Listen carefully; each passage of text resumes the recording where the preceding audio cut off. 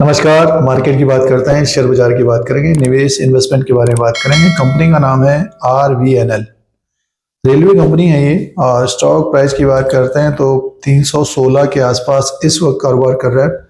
और बात करेंगे इसके दूसरी तिमाही के नंबर्स के बारे में बात करेंगे, बिजनेस के बारे में बात करेंगे, उसी के अनुसार स्टॉक आगे कारोबार करेगा। और जैसे कि आप जानते हैं कि RVNL में एक ज़बरदस्त तेजी रही है और स्टॉक जुलाई 2024 में 600 में था। आप उससे पहले बात करते हैं तो 2022 में ये 32-30 रुपए में था। तो निवेशकों को जबरदस्त रिटर्न दिया है जुलाई 2024 तक। जो भी निवेशकों ने खरीदारी की है तो तेजी बनी हुई थी, उसके बाद इसमें गिरावट रही है।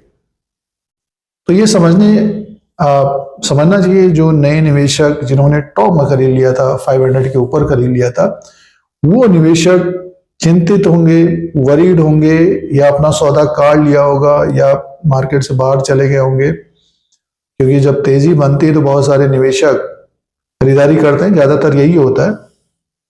जब गिरावट होती है तो तब साइड में रहते हैं। तो RVNL की बात कर रहे हैं, रेल विकास निगम लिमिटेड की बात कर रहे हैं, तो शेयर में एक तेजी रही है 2024 जुलाई अगस्त तक, उसके बाद गिरावट रही है। 316 में स्टॉक है। जो निवेशकों ने ऊपर की तरफ खरीदारी की है वो निवेशक वरीड होंगे, चिंतित होंगे, क्योंकि कैपिटल लगातार कम होता जा रहा होगा, पूंजी।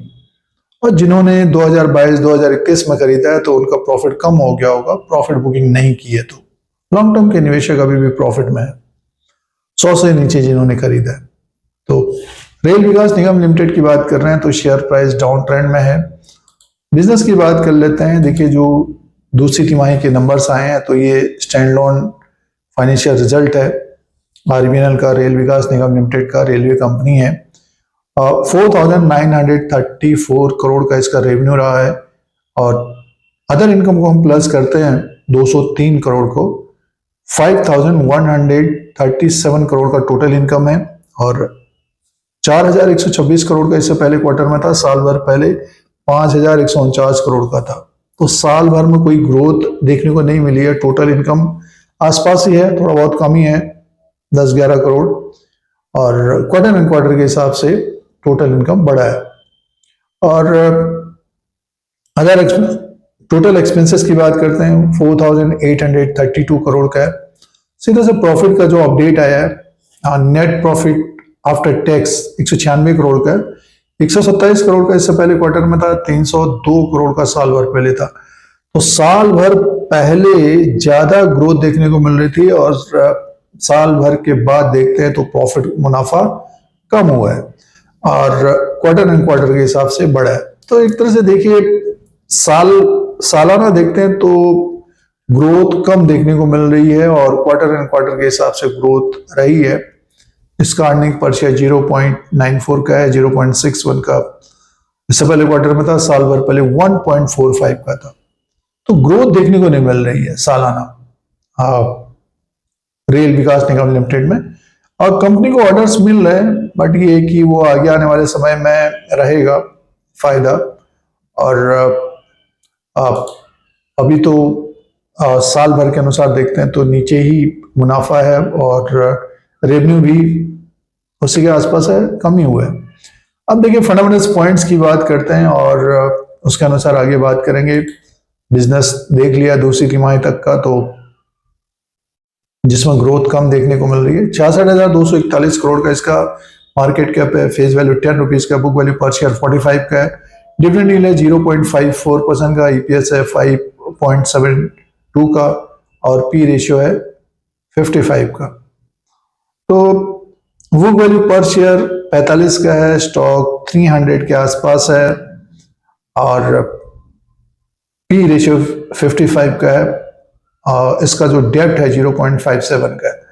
तो देखिए, एक तरह से स्टॉक अभी जो ऊपर की तरफ चला गया था, तो उस तरह की ग्रोथ रहने में थोड़ा बहुत समय लगेगा RVNL में, और स्टॉक अभी करेक्शन में है।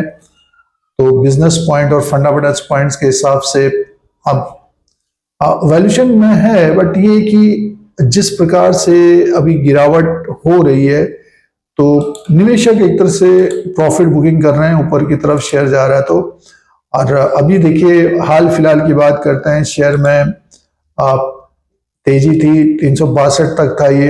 और उससे पहले देखते हैं जुलाई 2025 में 372 में था।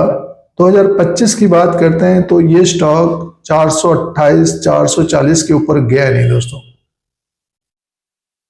तो हर्डल्स बहुत होंगे बढ़ने में, जो निवेशक अभी खरीदारी कर रहे हैं।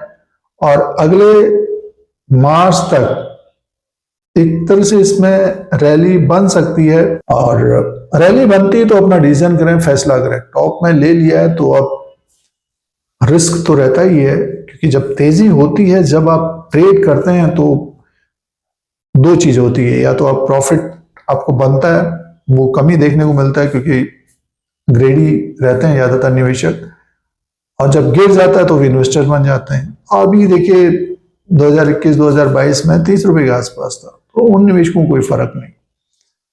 जिन्होंने ऊपर की तरफ खरीदा है उनको फर्क है, उनकी कैपिटल कम होते जा रही है। तो ये आरबीएल का अपडेट है, और ऊपर की तरफ जो फंसे हैं होल्ड करना चाहिए, और रैली बनती है तो अपना डिसीजन करें। और इस तरह की जानकारी के लिए Dheeraj Singh stocks bull beer को सब्सक्राइब करें, लाइक करें, शेयर करें, कमेंट करें। धन्यवाद।